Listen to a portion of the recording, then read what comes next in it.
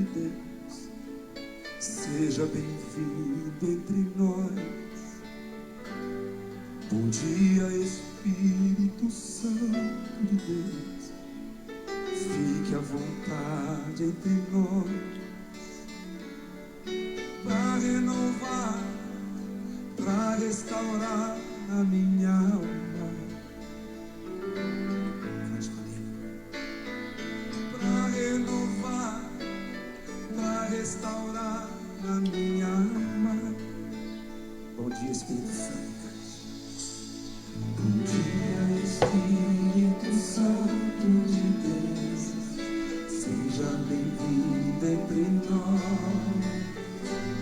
Bom dia, Espírito Santo de Deus, fique à vontade entre nós, para renovar, para restaurar a minha alma,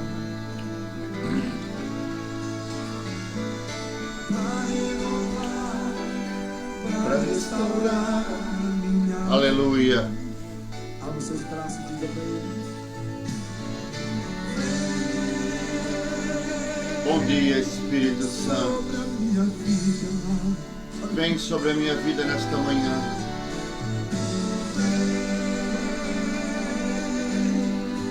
Flui a tua graça. Aleluia. Vou me jogar nos braços de amor, em ti vou descansar. Bom dia, Espírito Santo. Bom dia. Nos braços de amor, Aleluia. em ti vou descansar. Espírito Santo. Aleluia.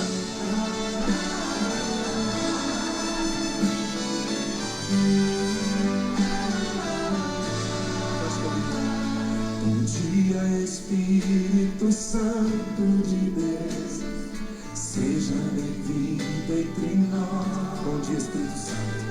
Bom dia, Espírito Santo de Deus, fique à vontade Entre nós, para renovar, para restaurar. a minha alma, para renovar, para restaurar a minha alma. Aleluia. Para minha vida.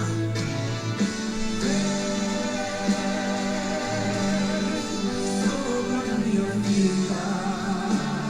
Vem por a tua graça, Senhor. E flui a tua graça.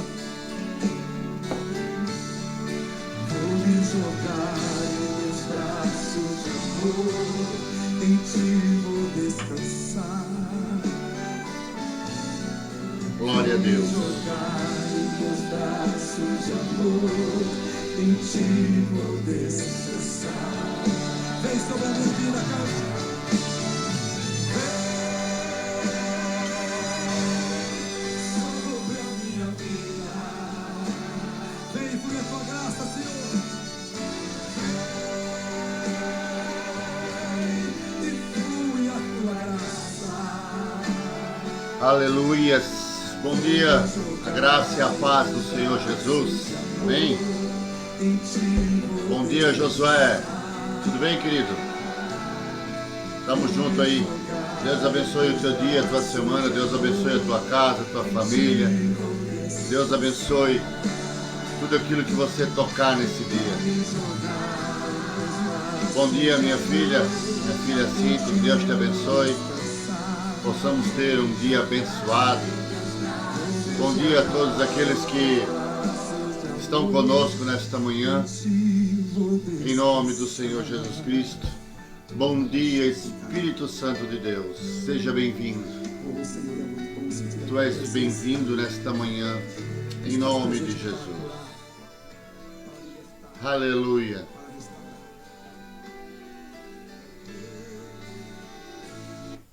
Glórias a Deus.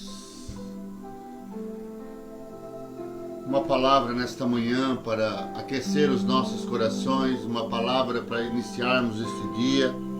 Está lá em João, capítulo 8, e o versículo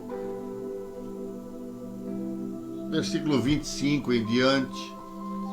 João, capítulo 8, versículo 25, diz assim: Disseram-lhe, pois, quem és tu? Jesus lhes disse: Isso mesmo que já desde o princípio vos disse. Muito tenho que dizer e julgar de vós, mas aquele que me enviou é verdadeiro, e o que dele tenho ouvido, isto falo ao mundo. Mas não entenderam que ele lhes falava do Pai. Disse-lhes, pois, Jesus: Quando levantardes o Filho do Homem, então conhecereis quem eu sou, e que nada faço por mim mesmo, mas falo como o Pai me ensinou. E aquele que me enviou está comigo. O Pai não me tem deixado só, porque eu faço sempre o que lhe agrada. Jesus dizia, pois, aos judeus que criam nele: Se vós permanecerdes na minha palavra, verdadeiramente sereis meus discípulos. E conhecereis a verdade, e a verdade vos libertará.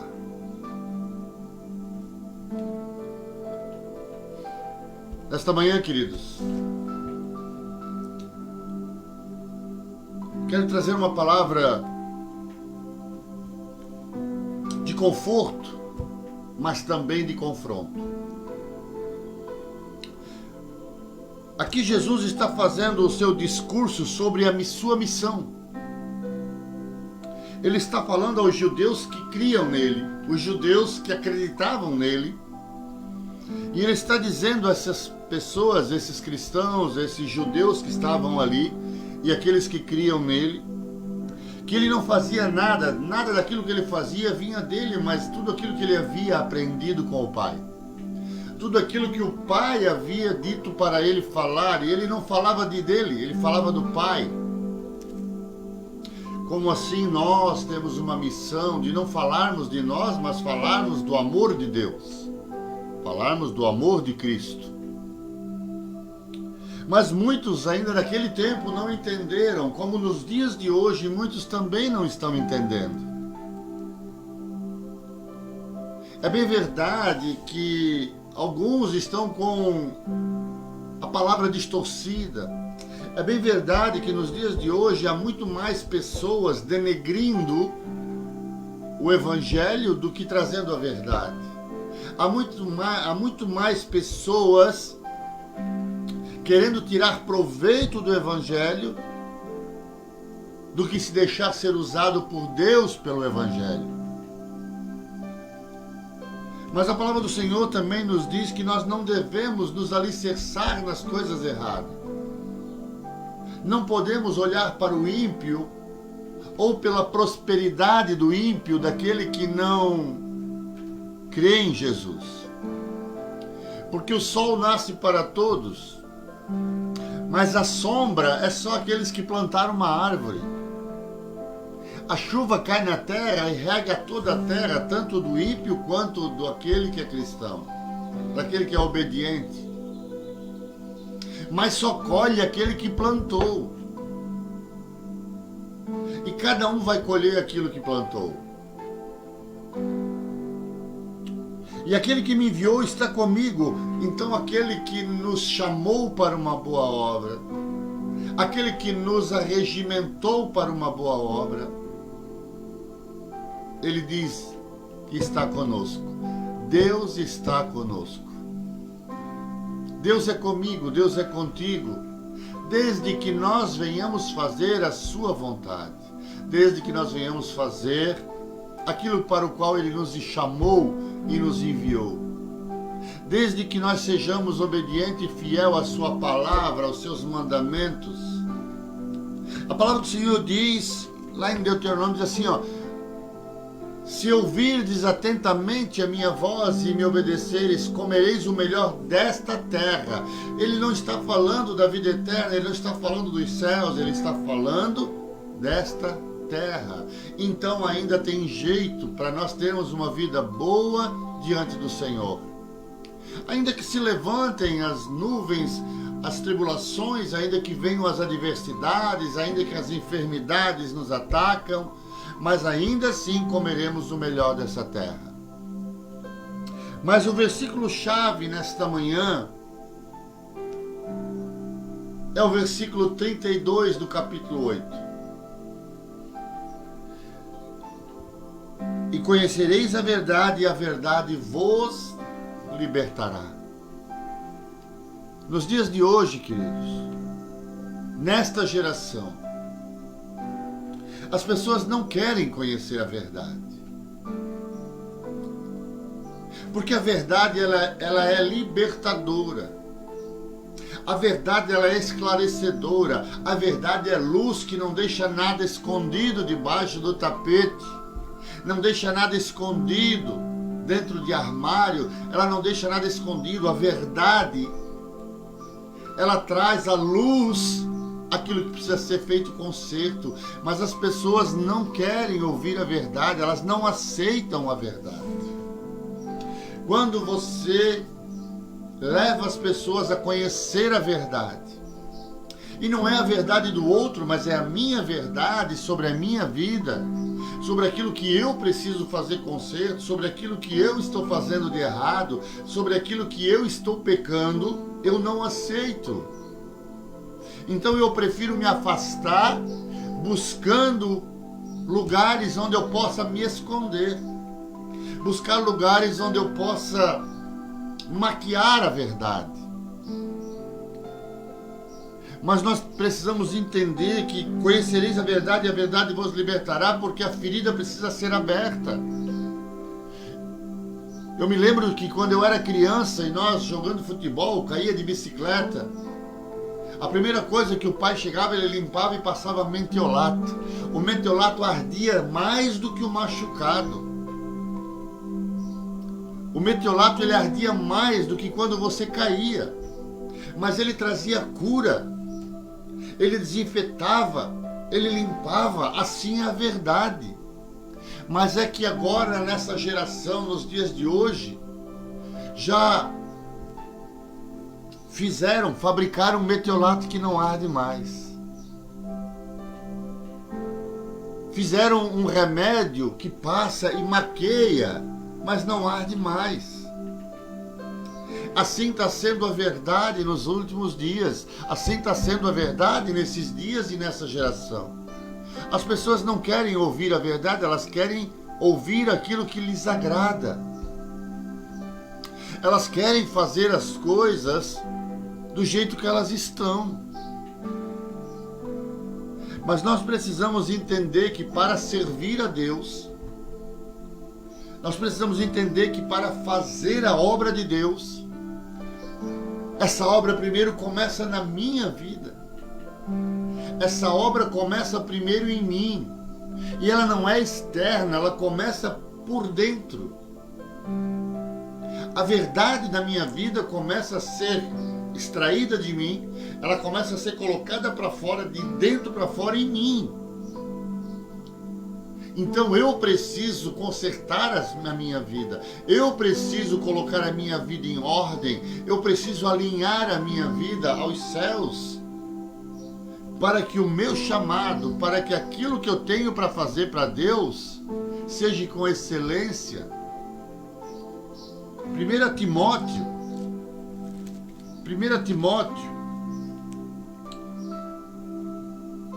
fala do chamado. Fala daqueles que querem servir a Deus, daqueles que querem fazer a obra de Deus. A Bíblia do Senhor diz lá em 1 Timóteo, 2 Timóteo aqui, diz que aquele que almeja o episcopado, aquele que almeja fazer a obra de Deus, aquele que almeja colocar a mão no arado, aquele que almeja servir ao reino, ele deve ser um homem de uma só mulher, não dado ao vinho, não pode ser avarento, mentiroso, enganador. Ele precisa conduzir bem a sua casa, Ele precisa honrar a sua esposa. Não é de qualquer jeito, não é de qualquer maneira. O que nos entristece nesta geração e nestes dias é que as pessoas, elas querem fazer a obra de Deus de qualquer maneira, elas querem fazer a obra de Deus de qualquer jeito. E ainda exigem que Deus os abençoe. As pessoas vivem na fornicação, elas vivem no adultério, elas vivem na mentira, elas vivem no engano. Não há comunhão, não há relacionamento, não congregam, não fazem parte do corpo de Cristo. E querem ser abençoadas, querem que Deus os abençoe, querem que Deus os prospere, eles querem crescer espiritualmente, mas todas essas pessoas são como folha seca ao vento, que não tem parada. Elas vivem de igreja em igreja, elas vivem de casa em casa, elas vivem de relacionamento em relacionamento, elas não têm comunhão, elas não têm paz. É como folha seca ao vento, que elas vão para tudo quanto é lado. Se o vento for para o sul, ela vai para o sul. Se o vento vem para o norte, ela vai para o norte. São pessoas que não se alicerçam, não criam raiz. São como uma figueira. Elas são grandes, fortes, estrondosas, mas qualquer ventinho elas tombam. Qualquer tempestade elas caem. Eu costumo dizer que o cristão, o verdadeiro cristão, aquele que conserta, aquele que aceita a verdade, aquele que aceita a exortação, é como o bambuzal. Você já percebeu que o bambuzal ele não resiste ao vento? O bambuzal ele não enfrenta a tempestade? O bambuzal ele é flexível, assim temos que ser nós. O cristão tem que ser flexível, porque o bambuzal ele está de pé. Eles estão unidos, todos eles juntos, assim temos que ser nós da congregação. Mas quando bater o vento, o que o bambuzal faz? O bambuzal deita, ele cede à tempestade, ele cede à adversidade, ele não combate o vento, ele não força, não, ele deita. E assim que a tempestade passa, assim que a adversidade passou, assim que a dificuldade passou, você pode perceber que o bambuzal se levanta e continua imponente. Ele volta à sua posição natural, vitorioso. Ele não foge, eles não desgarram, eles não se abandonam, mas eles permanecem firmes na verdade. Conhecereis a verdade e a verdade vos libertará. Mas tem gente que não quer ser liberto do seu pecado, não quer ser liberto do seu vício, não quer ser liberto das suas maracutaias.